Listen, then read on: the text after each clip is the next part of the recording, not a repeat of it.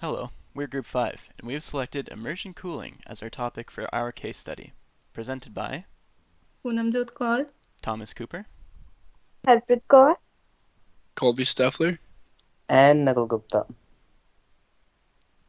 Before landing on immersion cooling, we researched two other possible data center changes. One was a project by Roxtech, and their plan was to create safety seals with the idea of protecting your cloud data from leaks or floods. The other was by another giant in the field, Dell, and the article talked about Dell's power switches for data centers. And now on to the main topic. When it comes to the world's largest chip manufacturer, Intel surely has three philosophies in mind: innovation, improvement, and efficiency. What kind of technology is going to set them above the competition? How can they improve upon what they're already doing? And how can they save on costs and run more efficiently? This brings us to a major move that Intel has taken to do just that. The project that they have taken on is to build a massive 200,000 square foot facility for the use of testing immersion cooling on their power-hungry data center hardware, as well as various other aspects such as effective water usage, heat recapture, and reuse. Intel has also stated that this will be an open reference intellectual property design. While Intel has the resources to go alone with this enterprise, they have agreed to collaborate with Green Revolution Cooling, a developer that has been researching and working on this technology for over a decade. One of the goals with this collaboration is to ensure that the fluid used in this process of cooling will not have a negative impact on our environment, is safe to use, and ultimately to provide education as to why this method of cooling is the way of the future for data centers that are using Intel Xeon Scalable processors. The second collaboration that Intel has formed is one with a company called Submer. This collaboration's goal is for Submer to aid in the development of an open standard for data centers when it comes to immersion cooling. Let's talk about the drivers or reasons that why immersion cooling is needed and why it is needed now. To begin with, Intel CPUs enhance their thermal design power from 165 watt per socket to 270 watts per socket. As a result of this, the CPUs became more power intensive and the heat dissipation is increasing constantly. Moreover, Green Revolution Cooling (GRC) its existing solutions can provide cooling solutions for high-performance CPUs up to 200 kilowatt per rack, and it's sufficient to cool down 42 1U machines with high performance and high accelerators. So Intel will work with Green Revolution Cooling to provide fully validated and efficient liquid cooling solutions for data centers. The another reasonable driver is future of the technology. Nowadays, efficient cooling at reasonable price is one of the biggest challenges in data centers.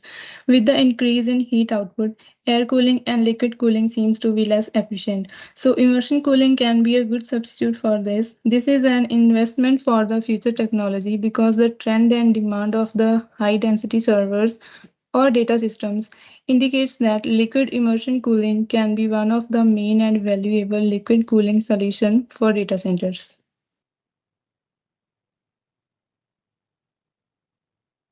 So let's talk about the immersion cooling in detail. Immersion cooling is an IT cooling practice by which IT components and other electronics, including complete servers and storage devices, are submerged in a thermally conductive but electrically insulating dielectric liquid or coolant.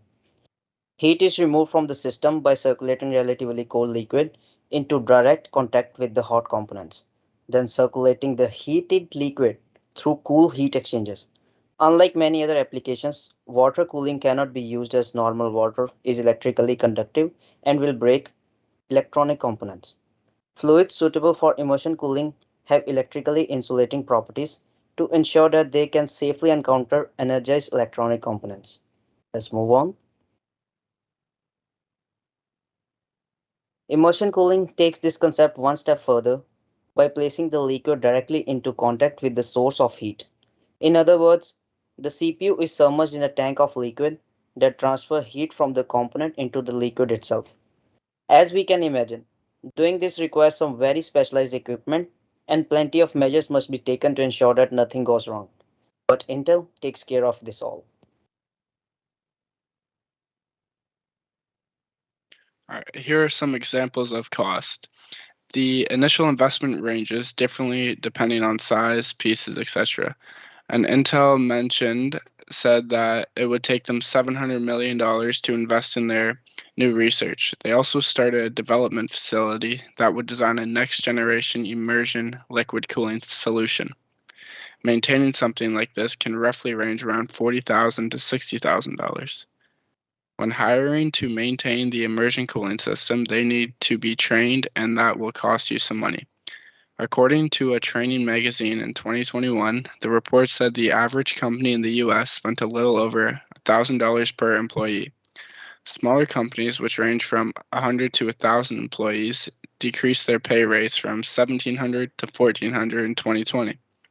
The mid-sized companies that range from 1,000 to 10,000 employees doubled their training from $500 to $1,000, while the larger companies decreased from 900 to 700. Next, I'll speak on some risks. These are some risks that could happen. Immersion cooling technology like chillers, computer room air handling equipment, raised floors, or ducting would no longer be needed because it can lower the data center cost. There is a huge risk on leakage or spillage. An expert did a test where they left an immersion system constantly on, and when they did that, the thermostat was turning on and off. The expert said after many hours, the thermostat gave up, causing it to turn off and did not continue to work after that. The second issue was it caused the water to boil in the cylinder. When the water boils, you will be able to hear a ton of loud noises, and the hot water leaks into the cold tank. Plus, the hot water spills out everywhere, causing severe damage. A very well put together immersion system is known to be amazing for a data center, but parts wear out and it's common for parts to fail. Some parts that could fail, like a pump or a thermostat. Failures like this causes damages to the machine. If at any point something fails, you still need to be very smart protecting your ASICs from harm.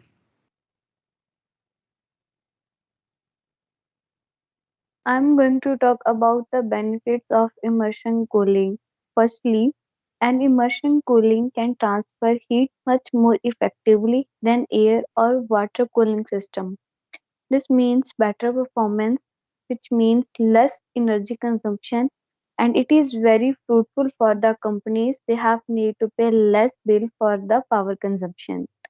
Secondly, an immersion cooling system can be put into almost any computer, whether it is a desktop or a server. Moreover, it's a very helpful for the energy efficiency. It does not require any external power source. It can be a cool down your computer at very less amount of cost. Third Third one is that it's a durability. It can withstand high temperature without causing any damage to the hardware that they are connected to the data center. It's not only quieter, immersion, it's a very helpful to easy maintenance of the data hall. Immersion cooling system run much quieter than the cooler. It's also its maintenance is very easy.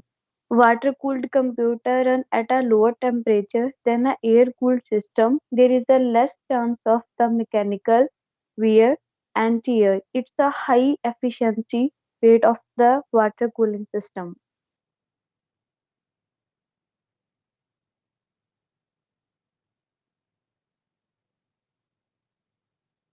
So we finally made it to the last slide of our presentation or video if you are watching this. It is, however, the slides that needs your immediate attention. This slide is a complete list of every APS citation and the links for the content that appears in the presentation. I sincerely appreciate your attention, and that brings us to the end. Thank you so much for your interest.